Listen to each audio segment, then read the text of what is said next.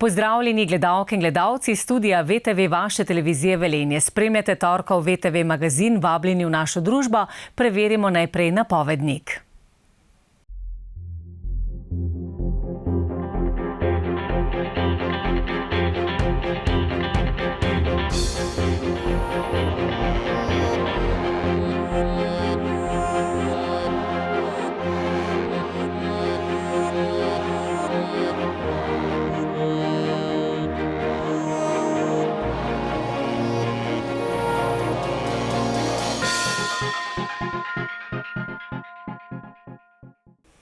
V Polju ob Sotli občini Podčetrtek so v petek pripravili slovesnost ob odprtju nove dislocirane enote 3. osnovne šole Rogaška Slatina v prenovljeni stavbi nekdanje šole.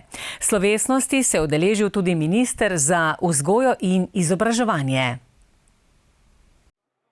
Stavba šole v Polju ob Sotli je prvič sprejela učence pred 130 leti. Zadnjih več kot 40 let pa v njej ni bilo več otroškega živžava. Do letošnjega decembra. Občina Podčetrtek se je namreč lotila obnove objekta, v njem pa je nato dobila prostore dislocirana enota 3. osnovne šole Rogaška Slatina.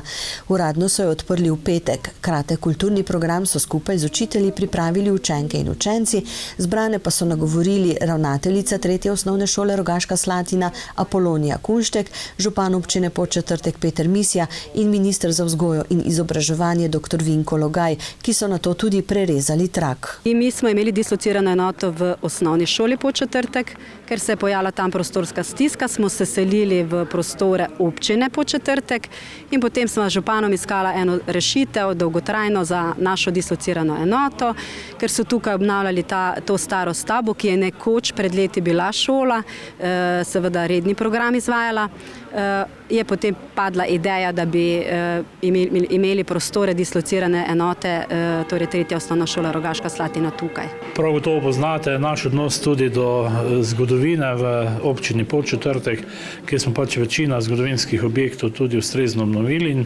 dali tudi neko vsebino. Tu smo imeli srečo, da ko smo začeli obnavljati, se je pojavil problem šolstva za 3. osnovno šolo in smo zelo hitro ugotovili, da je to primeren prostor za naprej. Zopet se nam je zelo splačalo, saj potem, kar so zadnji teden povedali otroci, ki so tukaj v šoli, ki so zelo zadovoljni, si lahko zelo zadovoljni. V času urejanja novih prostorov so učenci gostovali v prostorih občine. Kar leto in pol smo jih gostili v občinskih prostorih, ker pač v osnovni šoli Podčetrtek ni bilo več prostora. Dejstva sem že danes povedal v govoru, čedalje več učencev, čedalje več predšolske vzgoje. No in malce predolgo tudi nisem dolgo vedel, kaj se dogaja, potem so me pa starši upozorili na koncu, da je potrebno otroke voziti v Rogaško, to sem nekako smatral, da moram nekaj narediti. Moram povedati, da z vaše občine sta trenutno tu samo 2 otroka, to se pravi, da smo za celotno širšo zadevo naredili in pač smo hitro ukrepali zopet in rezultat je tu. Za 2 kombinirana oddelka, ki jo trenutno obiskuje 10 učenk in učencev prilagojenega programa z nižjim izobrazbenim standardom, so uredili večjo in manjšo učilnico, jedilnico, telovadnico, kabinet ter seveda sanitarije. No, mislim, da 250.000 dobrih je to stalo. Zdaj je še bilo nekaj zunanje ureditev, ko smo na koncu še dali, ampak tu nekje je ta vsota sorazmerno ni tako velika, kot bi si človek mislil, kajti naredili smo veliko, kot ste videli. Seveda pa imamo drugo leto v proračunu tudi planirana sredstva, s katerim pa mislimo še urediti ta hodnik, pa desna 2 prostora dokončno, zato tudi nismo zaključovali tu, kjer bodo pa prostor dobila tudi društva. Zdaj šola, kar se tiče prostorov, ni financirala nič, je vse občina Podčetrtek. Mi smo samo opremili prostore z pohištvom. V pritličju je tudi naseljeno stanovanje, kar daje stavbi še poseben čar. Tako sodelovanje je pohvalil tudi minister, ki je ob tej priložnosti učencem podaril novo ptičjo hišico. Jaz mislim, da gre za vzor sodelovanja v slovenskem prostoru, da se je več občin uspelo skupaj dogovoriti, hkrati pa še obnoviti staro šolo, ki je bila praktično za šolski del neuporabna 40 let, zdaj bo pa služila skupini otrok, za kateri treba dati poseben poudarek, je ena izmed najranljivejših skupin, ki potrebuje tudi podporo pri samem učenju. In takšni prostori se mi zdi, da so idealni za izvajanje vzgojno-izobraževalnega dela in pa razvijanja vseh tistih veščin, ki jih bodo otroci, ko odrastejo, potrebovali za življenje pri vključevanju v družbo.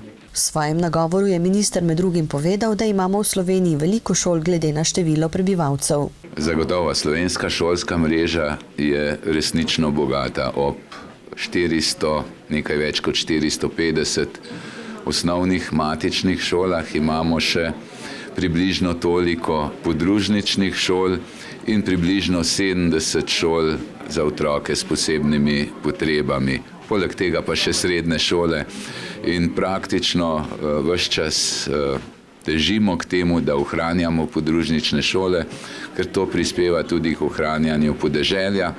In konec koncev je danes šola prevzela tudi drugo vlogo, in sicer vzgojo za življenje v skupnosti, ker doma živimo vsak zase. Prav v občini Podčetrtek so že z ohranitvijo podružnične šole in vrtcev Pristavi pri Mestinju dokazali, kako je mogoče obrniti demografske trende v pozitivno smer. V Podčetrtku se je v petek na zadnji letošnji redni seji sestal občinski svet. Na dnevnem redu je bila tudi druga obravnava proračuna občine za leto 2025. Na dnevni red 13. redne seje je župan Peter Misja uvrstil 10 točk. Po pregledu zapisnika in poročilu o realizaciji sklepov z prejšnje seje so svetniki brez razprave v drugi obravnavi potrdili proračun za leto 2025, ki ga je predstavil župan. Skupni prihodki bodo v prihodnjem letu znašali nekaj manj kot 10,4 milijona evrov, odhodkov pa bo slabih 10,3 milijona evrov. Ja, zopet zelo investicijsko naravnan. Namenjamo skoraj 6 milijonov za investicije, to je za tako malo občino, kjer je proračun osnovni 4 milijone izredno veliko. Lotevamo se pa zdaj zopet zelo pomembnih zadev, poleg tiste klasične infrastrukture, kot je dodatno kanalizacije, vodovode in ceste. Bomo veliki poudarek dali predvsem šolski vzgoji, zopet mislimo dopolniti to našo šolo, nadgraditi, ker nam primanjkuje prostora. Potem gremo v novo športno dvorano oziroma prizidek, tu bomo še delamo neke analize, ampak prav gotovo bo drugo leto štart. Želimo si obnoviti kaščo v Podčetrtku, kjer tudi mislimo neke dodatne aktivnosti narediti. Poleg tega pa seveda imamo začetek vonarja, kjer bomo uredili novi inkubator oziroma še tudi gostinski del v nadaljevanju. Skratka, gre za več projektov na tem območju. Ob tem si v občini Podčetrtek želijo tudi državnih in drugih projektov. Nekaj jih je že odobrenih, tudi vesel sem, da malo štarta dom starejših, tukaj na območju term ogromno, tako da bo frekvenca, lahko rečem, samega gradenj v Podčetrtku izredno velika. V prvi in drugi obravnavi so potrdili spremembe odloka o kategorizaciji občinskih javnih cest v občini Podčetrtek in odlok uskladili z zakonskimi spremembami. Prav tako brez razprave je bil potrjen letni program športa za leto 2025 in sklep o višini denarne pomoči za novorojence za leto 2025, ki ostaja 400 evrov. Otrok je dovolj, pravi župan. Trenutno dovolj in upam, da jih bo še več. Zaradi večanja števila prebivalcev imajo v Podčetrtku kvečjemu tako imenovane sladke skrbi, zadovoljni pa so tudi z opravljenim v letu 2024. Ja, seveda smo zadovoljni, tudi vi ste bili veliko prisotni v naši občini in ste videli, da se je veliko spremenilo. Naše zadovoljstvo pa toliko večje, ker smo povečali kvaliteto življenja in tudi to dejanje, ki smo ga danes pred sejo naredili, odprli po 43-44 letih staro šolo v Polju, znali dobiti denar, poslušali prebivalce, naredili nek dodatek, kaže na to, da je občina na pravi poti. Pred novim letom pa so seveda za občanke in občane pripravili tudi pestre decembrske prireditve. Najmlajši že uživajo v drsanju, pripravili pa so tudi srečanje za starejše. Župan mestne občine Celje Matija Kovač je pripravil tradicionalno prednovoletno srečanje z novinarji. Na njem je povzel številne izvedene projekte v letu 2024, predstavil pa je tudi načrtovane investicije za prihodnje leto. Župan mestne občine Celje Matija Kovač se je v začetku decembra tradicionalno srečal z novinarji. Zahvalil se jim je za korektno sodelovanje. V nagovoru pa je predstavil projekte, ki so najbolj zaznamovali preteklo leto. Med drugim so letos namenili veliko več finančnih sredstev za obnovo in posodobitve otroških in športnih igrišč.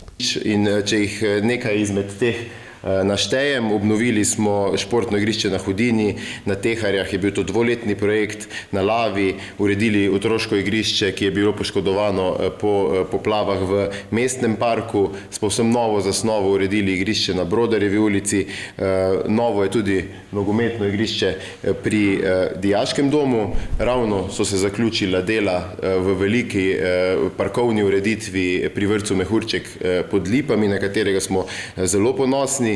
In pa začenjamo tudi z deli na igrišču na Trubarjevi, ter mislim, da tudi že zaključujemo z obnovo igrišča v Trnovljah. Tako da tu je bil proračun, ki je bil namenjen otroškim igriščem, kar 5-krat večji kot v preteklem letu. Še z nekaj prerazporeditvami skozi leto smo naredili celo več, kot smo si začrtali v začetnem izhodiščnem proračunu.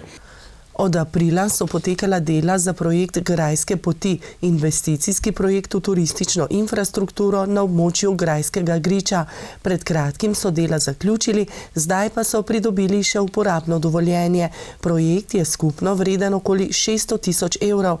Mestna občina Celje je bila uspešna pri prijavi projekta na javnem razpisu Ministrstva za gospodarstvo, turizem in šport za sofinanciranje vlaganj v javno in skupno turistično infrastrukturo in naravne znamenitosti v turističnih destinacijah.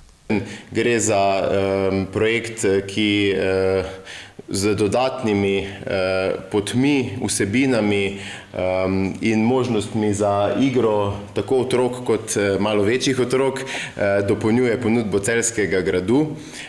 Projekt je skupaj stal okoli 600 000 evrov, nekoliko več kot polovico sredstev pa je prispevalo Ministrstvo za gospodarstvo, turizem in šport. Verjamem, da bo na tak način tudi Celjski grad kot osrednja turistična atrakcija še zanimivejši za obiskovalce, predvsem pa, da bomo tudi Celjanke in Celjani še raje hodili na grad ne z avtomobilom, ampak peš po Pelikanovi oziroma po zdaj novih grajskih poteh, ki gredo po južnem pobočju Grajskega hriba. Z javnim podjetjem Zelenice so letos posadili kar 300 novih dreves. Veliko del pa je potekalo tudi na področju cestne infrastrukture. Na to nas ožji deli redno opozarjajo, njihovi seznami so dolgi in zahtevni, pa vendar sem vesel, da smo letos bili zelo uspešni pri zaključevanju nekaterih projektnih dokumentacij, kar ni vedno enostavno, oziroma lahko rečem, da je vse težje, predvsem z vidika pridobivanja ustreznih zemljišč za gradnjo cest, in začeli kar nekaj cestnih odsekov, nekaj jih tudi zaključili, tako da se res na tem mestu zahvaljujem naši ekipi oddelka za okolje in prostor ter komunalo, ki tu upravlja veliko in zahtevno delo, tako pri izvedbi rednih infrastrukturnih projektov, kot pri pripravi tistih projektov, ki jih bomo začeli izvajati v prihodnjem letu. Bili sta dve zelo naporni in zahtevni leti z vidika priprave teh investicij. Eden izmed osrednjih cestnih projektov je začetek obnove Razlagove ulice v središču Celja. Še enega izmed zadnjih delov mestnega jedra, ki ni prenovljen, dela potekajo skladno z terminskim planom, ki pa je, bom rekel, raztegnjen do sredine leta 2025, namreč tu so potrebne številne prilagoditve, tako z vidika komunalne infrastrukture, uvaja se nova napeljava za bodoče daljinsko ogrevanje tega območja, kot tudi z vidika varovanja kulturne dediščine arheologije, tako da v skladu s tem se morajo izvajalci prilagajati razmeram. Bo pa to ena lepa mestna ulica, kot vidite že na fotografiji, delno tudi v kamno tlakovanimi površinami, tako da verjamem, da bo podobo tega dela mesta bistveno izboljšala in se res veselim njenega zaključka. Poleg tega smo trenutno v izvedbi druge faze ceste v Lokrovec, ki je prav tako ena pomembna infrastrukturna pridobitev, s katero se bo lahko nadaljeval razvoj dečkovega naselja kot tudi najbolj naseljenega dela naše občine. Na področju gospodarske infrastrukture so prodali zemljišča za podjetniško dejavnost v ekonomsko-poslovni coni Trnovlje Jug.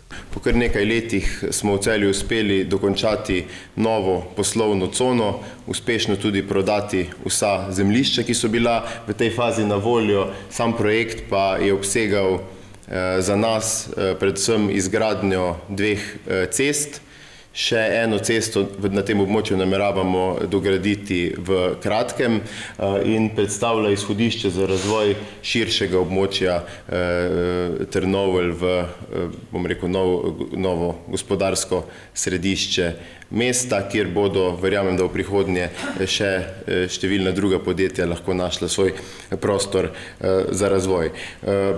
Glede na to, da je Celje prostorsko precej omejeno, je to pomembna novica. Podjetniki pogosto povprašujejo po zemljiščih in res veliko nam pomeni, da smo bili v tako kratkem času, še pred iztekom uradnega trajanja projekta, uspešni pri vseh zastavljenih ciljev na ekonomsko-poslovni coni Trnovlje. Na področju športne infrastrukture pa je župan izpostavil 2 projekta. Na področju športne infrastrukture je bil letošnje leto nekoliko nepričakovano oziroma nenačrtovano, ampak kljub temu z velikim veseljem velik fokus na infrastrukturi za nogomet.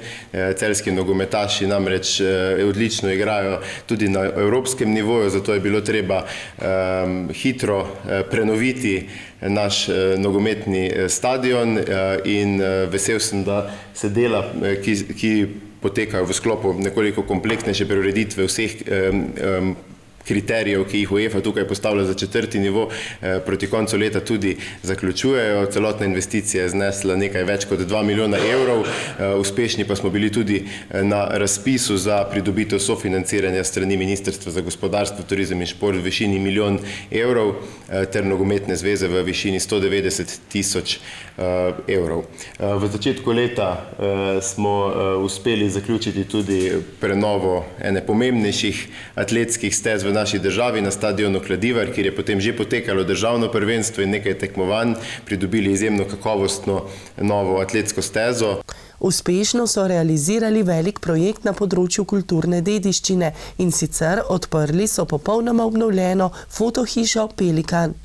Fotohiša Pelikan predstavlja unikum v evropskem merilu, kjer lahko na enem mestu v eni stavbi doživimo celotno zgodovino fotografije, od steklenih plošč preko kasnejšega Pelikanovega električnega ateljeja in galerije sodobne fotografije Božena. Z muzejem Fotohišo Pelikan upravlja Muzej novejše zgodovine Celje, ki je tudi v celoti vodil projekt, in verjamem, da bo Fotohiša Pelikan tista, ki bo v Celje pripeljala še veliko gostov, ki se zanimajo za fotografijo. Hkrati pa je to stavba, ki res na čudovit način predstavlja novejšo zgodovino našega mesta skozi podobe 2 fotografov, ki sta v tej stavbi ustvarjala, in mislim, da smo vsi skupaj lahko zelo ponosni, da smo pridobili takšen muzej.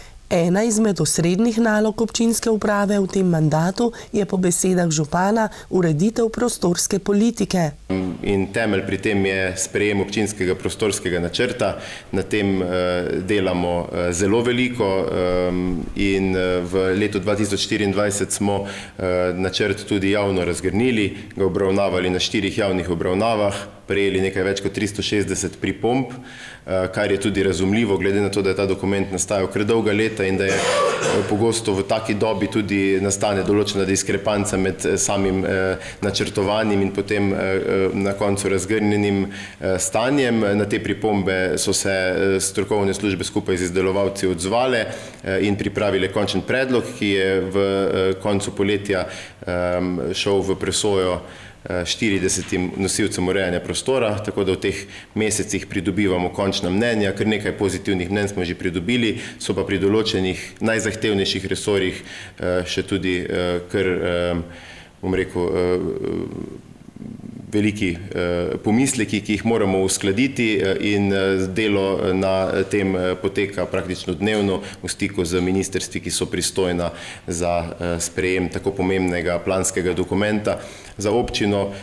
Ob koncu leta pa si želijo tudi čim več obiskovalcev praznično okrašenega mesta, saj je Celje letos pridobilo naziv Evropsko božično mesto.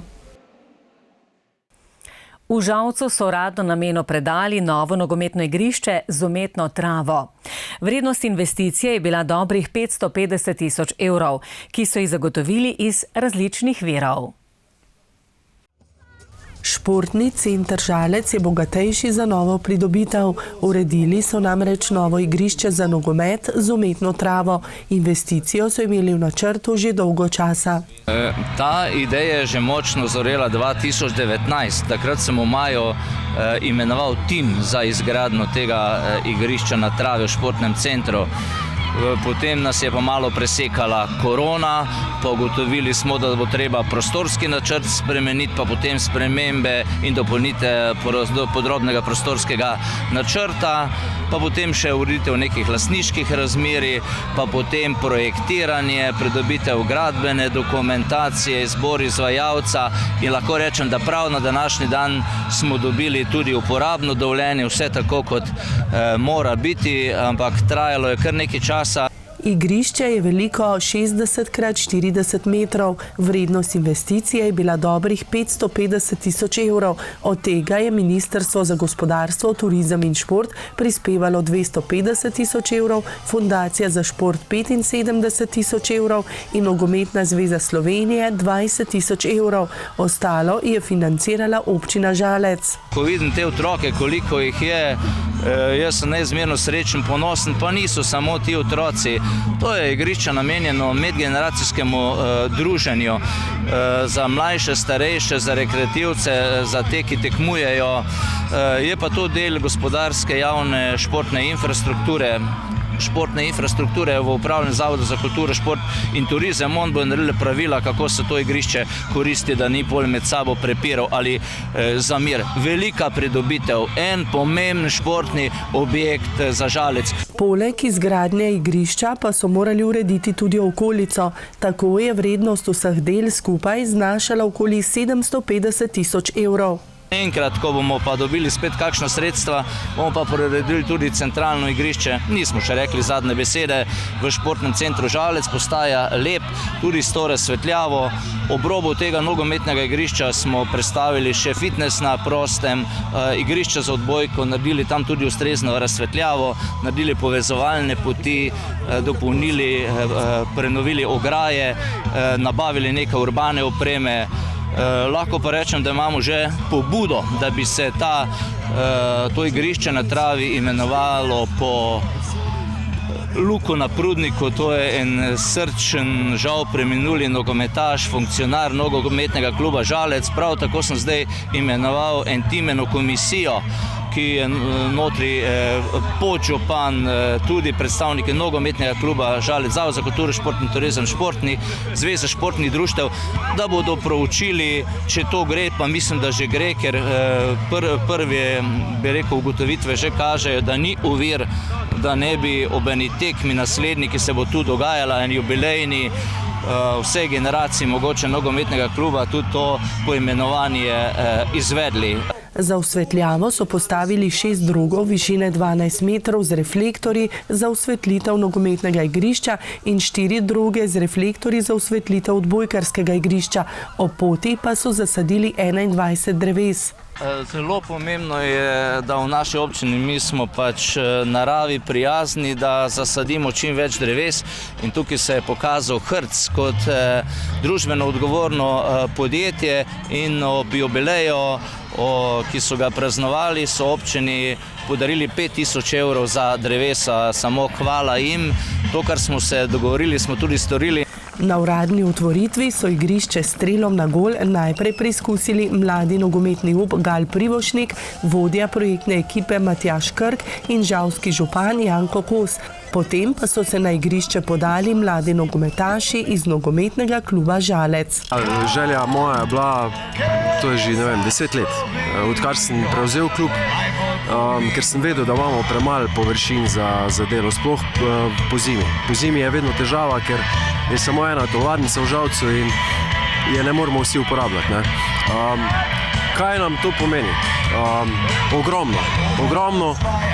Za naš klub bi jaz rekel, da je to en največjih projektov v zgodovini kluba. Je pa več kot 100 let že obstaja klub. Tako da res zelo, zelo veliko. V klubu trenira 8 skupin otrok, skupaj jih je okoli 130. Na igrišču pa že kmalu načrtujejo prve tekme. To zdaj že v to soboto je že prva tekma, igrajo naša generacija U13 proti Vrhniki. Tako da mi smo zdaj to takoj aktivirali in začnemo jutri tudi z normalnimi treningi. Kot vidite, že zdaj treniramo, ker igrišče tukaj zadnje je zdaj zelo slabo in ne moremo ga uporabljati, tako da smo takoj šli na delo. Pa zaključimo kar s tistimi, ki jim je nogometno igrišče namenjeno, mladimi nogometaši iz domačega kluba. Ja, zelo je fajn, ko žoga ne skače, pa fajn občutek je. To glih, ko je muzika, pa en mesec smo čakali, da odprejo travo, pa ko smo vsi tako skozi spraševali trenerja, pa kdaj bo trava, pa zdaj mi je ful fajn, ko je ta trenutek v bistvu. Tudi mi želimo mladim nogometnim upom veliko uspešnih treningov, morda pa je med njimi bodoča nogometna zvezda. Med prazničnimi decembrskimi prireditvami na Vranskem je najbolj množična udeležba na prižigu prazničnih luči. Letos so prireditev prižigu organizirali drugič doslej. Na Vranskem so druženju s prižigom praznične razsvetljave in ponudbo na številnih stojnicah namenili 1. decembrsko soboto. Pred enim letom so tako druženje organizirali prvič na pobudo takrat novo izvoljene županje. Ja, po lanskem odličnem začetku tega prižiga lučk na Vranskem, ko se je res dogodka udeležilo zelo veliko občanov, ker sem zelo vesela, ker mi je prav, da če celo leto delamo, da se tudi ob koncu leta združimo in imamo nek tak lep sproščen večer, da se spoznamo, podružimo in nazdravimo koncu leta skoraj in se pač že namenimo v novo leto. Prvič pa so letos na Vranskem za otroke postavili božičkov nabiralnik. Ja, letos imamo prvič tudi božičkov nabiralnik. Prvi dobri mož, Sveti Miklavž, je že obiskal naše otroke v Farni cerkvi, tako kot vsako leto. Sedaj pa smo se odločili, da bomo naredili tudi božičkov nabiralnik, da bo malo drugače.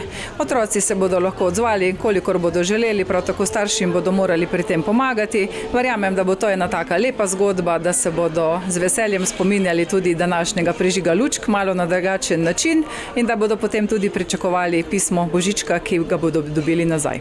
Otrokom bo sicer občina ponovno podarila lutkovno igrico in skromna darilca, silvestrovanja na prostem pa na Vranskem ne pripravljajo. Mislim, da je tole zdaj kar eden večjih dogodkov. Smo rekli, da rajše na začetku decembra naredimo eno takšno druženje, zato ker so ponovadi za Božič in novo leto raje skupaj z družinami in se nam zdi, da je prav, da na začetku decembra obeležimo in da je to en tak naš večji skupni dogodek ob koncu leta. Sobotno dogajanje pa seveda ne bi bilo tako množično in uspešno brez ponudbe na stojnicah.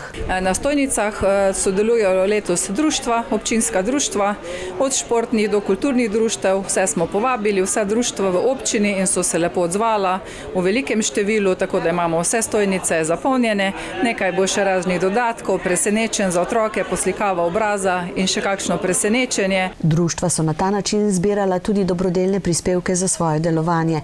Na odru so se zvrstili pevski in glasbeni nastopi, zbrane pa je nagovorila tudi županja in odhajajoče leto 2024 ocenila kot zelo dobrega. Letos ni bilo tudi kakšnih vremenskih nevšečnosti, tako kot v lanskem letu, čeprav je bilo tudi lani nam to prizanešeno.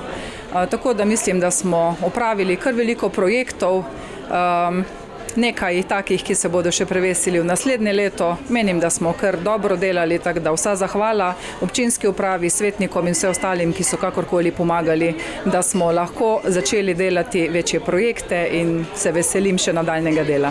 In želje za leto 2025? Ja, zagotovo, ko pogledamo nazaj, vidimo, da smo kar dobro preživeli letošnje leto, za naprej pa si zagotovo zaželimo in želim tudi vsem, da bi bili zdravi, da bi se čim bolj razumeli, da bi se slišali, poslušali. Se mi zdi, da nam tega res manjka, da si vzamemo čas, da smo res tudi strpni, potrpežljivi drug z drugim in če si bomo res to sami pri sebi uredili in da bomo do drugih se obnašali tako, kot želimo, da bi se drugi do nas obnašali, verjamem, da nam bo lepo. S tem prispevkom gledalke in gledalci zaključujemo torkov VTV magazin. Mirne dneve vam želimo in srečno do sobote.